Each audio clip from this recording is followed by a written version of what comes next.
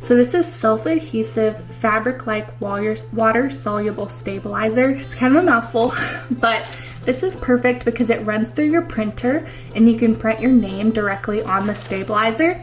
It comes off like a sticker. You stick it on your project and then you wash it off with water and it leaves your beautiful stitching. Today I'm going to show you how to print on the stabilizer. So let's go jump and do that. If you need help with a pattern to print, I have a ton of printable patterns in my Etsy shop, Stitching with Samantha, but today I'm just going to show you how to print a simple script font. So to print our pattern, you're going to pull up the PDF. So I have this loved pattern and I'm going to go ahead and open up my sticky Fabri-Solvi. We're going to pull out just one sheet. Let me show you here. So there's a rough textured part. That's the part we're going to be printing on. You can kind of see it here. The back is smooth. So we're going to load it in our printer now and we're going to put the rough side down.